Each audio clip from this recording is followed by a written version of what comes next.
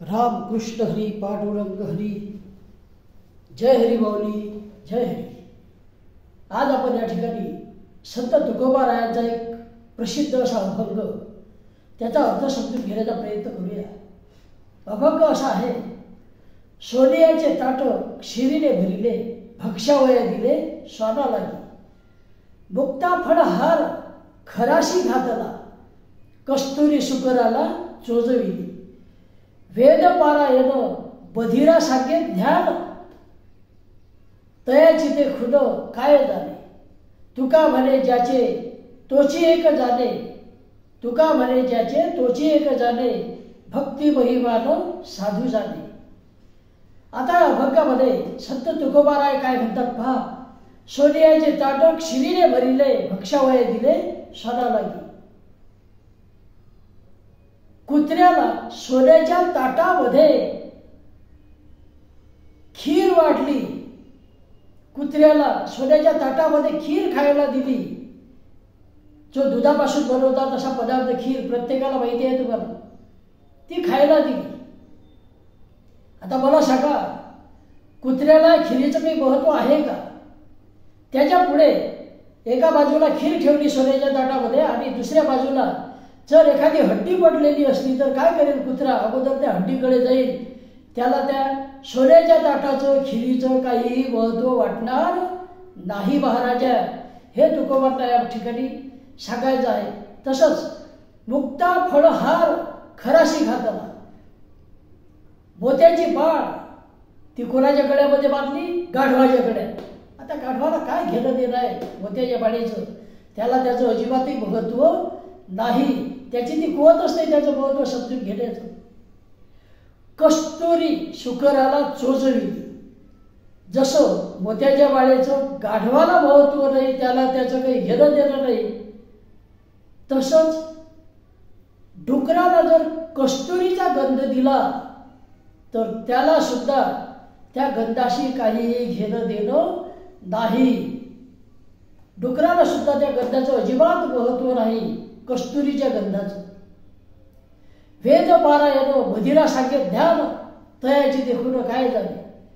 वेद पारायण पंडित आहे आणि वेद पारायण पंडित सर्व गुण सर्व ज्ञान ज्याला आहे वेदाचं, असे पंडित जे बसले आणि समोर एक बहिरा माणूस बसला ज्याला काहीच ऐकू येत नाही, याची लाईन पूर्ण गेलेली आहे.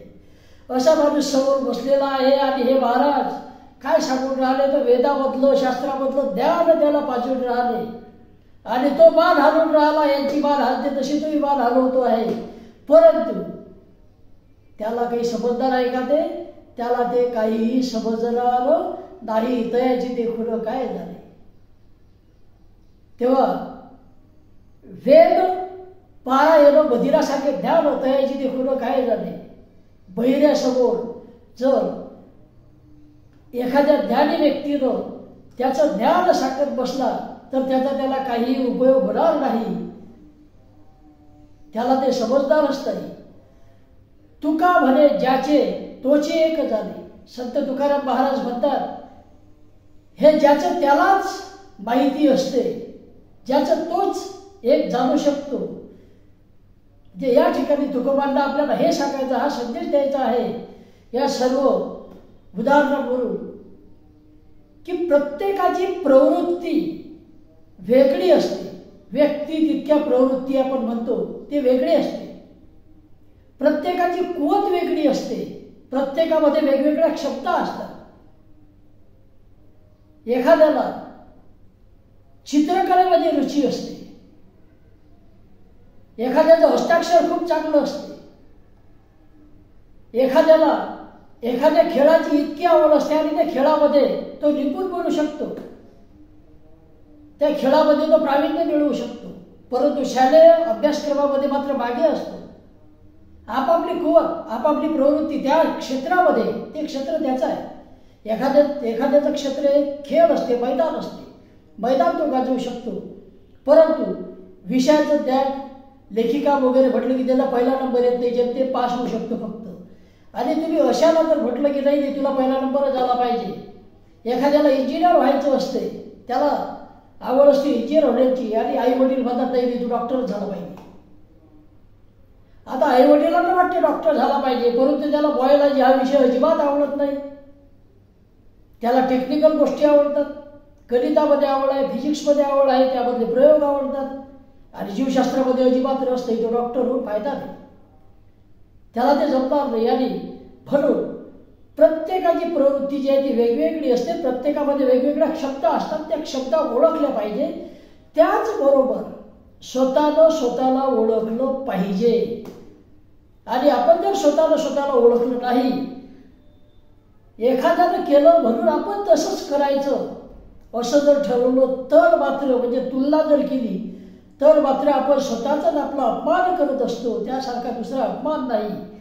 कारण ज्याचं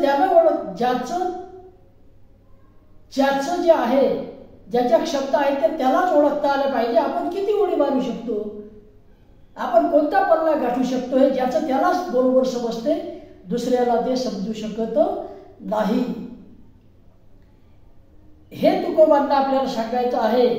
आणि आजच्या काळामध्ये सुद्धा आपण पालक जे आपल्या पाल्यांकडून अपेक्षा करतो, जीव घेण्या स्पर्धेमध्ये त्यांना ढकलतो. आज पाहतो आपण कोट्याला कितीतरी मुलांनी आत्महत्या केली. याचं कारण त्या मुलांना माहीत होतं की आपल्याला हे जमणार नाही, झेपत नाही, परंतु आई वडिलांच्या अपेक्षा एवढ्या मोठ्या असतात की नाही तुला हे जमलंच पाहिजे.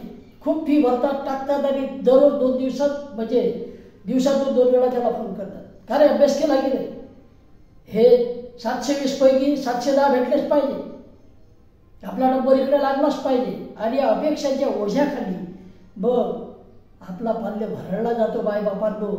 तेव्हा नसत्या अपेक्षा पालकांनी विद्यार्थ्यांकडून करू नका, आपल्या मुलांकडून करू नका.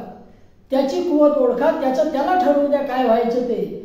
आणि अपेक्षांच्या ओझ्याखाली त्यांना दाबू नका, त्यांचं जीवन हे हिसकावून घेऊ नका.